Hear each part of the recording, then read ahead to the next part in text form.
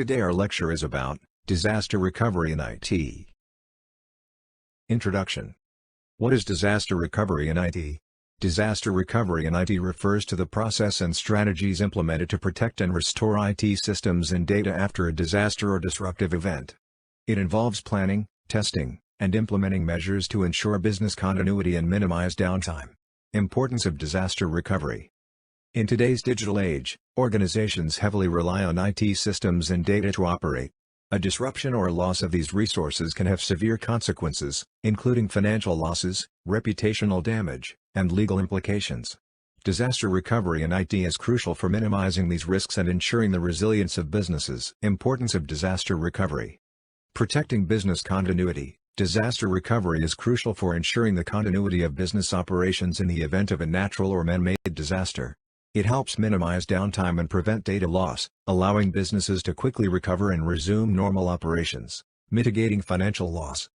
Without a solid disaster recovery plan, businesses risk significant financial losses due to downtime, data breaches, and the cost of rebuilding IT infrastructure. Disaster recovery helps minimize these financial impacts by enabling swift recovery and reducing the potential for data breaches. Ensuring data integrity.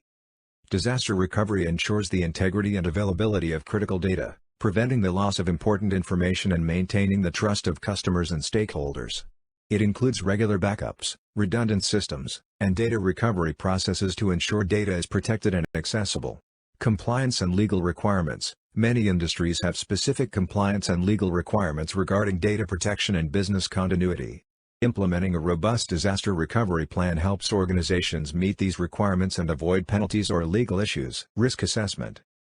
Identify potential risks. The first step in risk assessment is to identify potential risks that could impact the IT infrastructure. This includes natural disasters, hardware failures, software vulnerabilities, cyber attacks, and human errors. Assess likelihood and impact. Once the potential risks are identified, they need to be assessed in terms of their likelihood of occurring and the impact they would have on the IT infrastructure. This involves analyzing historical data, conducting risk assessments, and consulting with experts. Prioritize risks.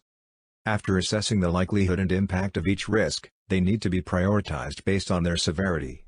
Risks with high likelihood and high impact should be given the highest priority, while risks with low likelihood and low impact can be given a lower priority. Mitigation strategies. Once the risks are prioritized, mitigation strategies need to be developed to minimize the likelihood and impact of each risk.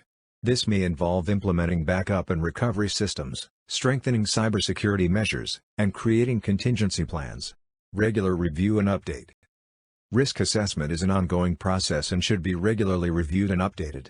As new risks emerge or the likelihood and impact of existing risks change, the risk assessment should be revised accordingly to ensure the disaster recovery plan remains effective. Business impact analysis. What is a business impact analysis? A business impact analysis, BIA, is a critical step in disaster recovery planning that identifies and evaluates the potential impact of disruptions on business operations. Conducting a business impact analysis, identify critical business functions and processes. Determine the impact of disruptions on these functions and processes. Assess the financial and operational consequences of disruptions. Prioritize recovery efforts based on the analysis. Recovery strategies. Backup and restore. Regularly backup data and systems to an off-site location. In the event of a disaster, restore the data and systems from the backup. High availability. Implement redundant systems and infrastructure to ensure continuous operation. If one system fails, another takes over seamlessly. Disaster recovery as a service. Outsource disaster recovery to a third-party provider. Provider manages the recovery process and ensures data and systems are restored. Cloud-based recovery. Store data and systems in the cloud. In the event of a disaster, access and restore data and systems from the cloud. Regular data backups. Schedule regular backups of critical data to ensure its availability in the event of a disaster. Use reliable backup solutions that provide redundancy and encryption for data protection. Backup and restore procedures. Off-site data storage. Store backup data off-site to protect against physical damage or loss at the primary location. Choose secure and geographically diverse locations for off-site storage to minimize risk. Data restoration. Develop a documented restoration process to guide the recovery of data from backups. Test the restoration process periodically to ensure its effectiveness and identify any potential issues. Disaster recovery testing. Conduct regular disaster recovery tests to validate the backup and restore procedures. Identify and address any gaps or weaknesses in the recovery process to improve overall preparedness. Data replication. What is data replication? Data replication is the process of creating and maintaining multiple copies of data across different locations or systems. It is a critical component of disaster recovery planning as it ensures that data is backed up and available in the event of a disaster. How does data replication work?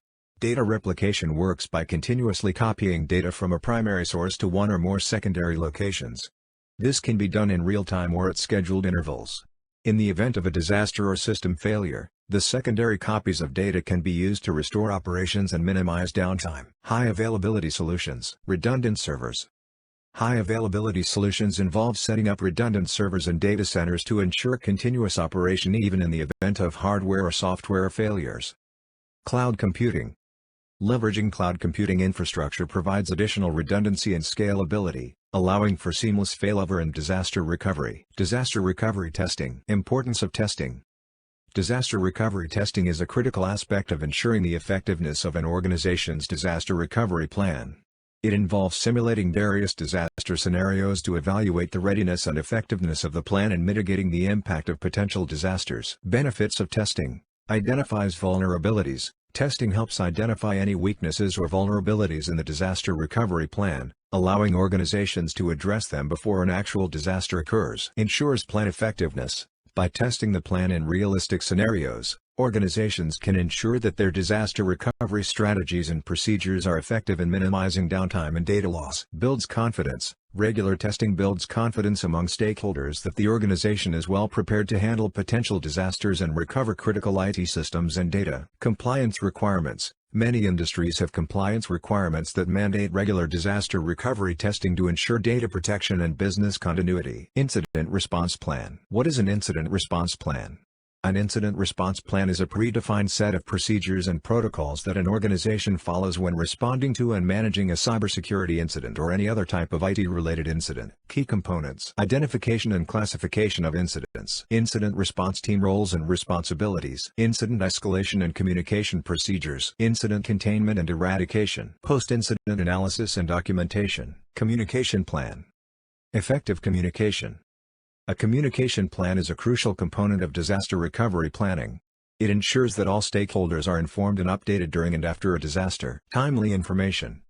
A communication plan enables the timely dissemination of information to all relevant parties, including employees, customers, and vendors. This helps to minimize confusion and ensure that everyone is on the same page. Crisis management. A communication plan outlines the roles and responsibilities of key personnel during a disaster. It provides guidelines for crisis management and ensures that the right information is communicated to the right people at the right time. Stakeholder engagement. A communication plan facilitates effective stakeholder engagement. It allows for two-way communication, enabling stakeholders to provide feedback, ask questions, and express concerns. Incident response plan. What is an incident response plan? An incident response plan is a predefined set of procedures and protocols that an organization follows when responding to and managing a cybersecurity incident or any other type of IT-related incident. Key components. Identification and classification of incidents. Incident response team roles and responsibilities. Incident escalation and communication procedures. Incident containment and eradication. Post-incident analysis and documentation. Training and awareness. Importance of training. Training is a crucial aspect of disaster recovery planning. It ensures that employees are prepared to respond effectively in the event of a disaster. Regular training sessions help to reinforce best practices and ensure that everyone understands their roles and responsibilities. Creating awareness. In addition to training, creating awareness about disaster recovery is essential. This involves educating employees about the potential risks and the steps they can take to mitigate them. Awareness campaigns can include regular communication, workshops, and simulations to help employees understand the importance of disaster recovery planning. Documentation management. Importance of documentation. Documentation is essential for disaster recovery planning as it provides a clear record of procedures, configurations, and resources. Benefits of documentation. Enables efficient recovery by providing step-by-step instructions for restoring systems and applications. Facilitates knowledge transfer and ensures continuity in case of staff turnover. Supports compliance with regulatory requirements and audits. Documentation management. Establish a centralized repository for storing and organizing documentation. Implement version control to track changes and ensure up-to-date information. Regularly review and update documentation to reflect changes in systems and processes. Best practices: use standardized templates and formats for consistency. Include detailed information on system configurations, network diagrams, and contact lists. Regularly test and validate documentation to ensure accuracy and effectiveness. Continuous improvement. What is continuous improvement? Continuous improvement is an ongoing process of refining and enhancing disaster recovery planning strategies and procedures. Why is it important? Continuous improvement ensures that disaster recovery plans are always up to date and effective in mitigating the impact of potential disasters. How does it work? Regularly reviewing and updating disaster recovery plans based on lessons learned from previous incidents. Conducting regular drills and exercises to test the effectiveness of the plans. Seeking feedback from stakeholders and incorporating their suggestions for improvement. Staying informed about the latest advancements in disaster recovery technologies and methodologies. Case studies. Case Study 1, Company A. Company A experienced a major server failure due to a power outage. They had implemented a robust disaster recovery plan that included regular backups and a secondary data center. As a result, they were able to quickly recover their systems and minimize downtime. Case Study 2, Company B. Company B faced a ransomware attack that encrypted their data and brought their operations to a halt. They had a disaster recovery plan in place that included offline backups and an incident response team. With the help of their disaster recovery plan, they were able to restore their systems and resume operations within a few days. Case Study 3, Company C. Company C experienced a natural disaster that destroyed their primary data center. They had implemented a disaster recovery plan that included off-site backups and a cloud-based infrastructure. Thanks to their disaster recovery plan, they were able to quickly switch to their backup systems and continue serving their customers without interruption. Case Study 4, Company D. Company D suffered a hardware failure that resulted in the loss of critical data. They had a disaster recovery plan that included regular backups and redundant systems. By following their disaster recovery plan, they were able to recover their data and resume normal operations within a few hours. Conclusion: disaster recovery is essential for ensuring business continuity in the event of an IT system failure or natural disaster. A comprehensive disaster recovery plan should include risk assessment, backup and recovery strategies, and testing and maintenance procedures. Cloud-based solutions offer scalability, flexibility, and cost-effectiveness for disaster recovery. Regular training and awareness programs are crucial for ensuring employees understand their roles and responsibilities in the event of a disaster. Continuous monitoring and evaluation of the disaster recovery plan is necessary to identify and address any gaps or weaknesses. Collaborating with external partners and vendors can provide additional expertise and resources for disaster recovery efforts. Thanks. You can find the link below in the description to download a free copy of the presentation. The link takes you directly to Google Drive. Please like, subscribe and write a comment. Please don't sell the presentation or upload the file to another websites because it's copyrighted.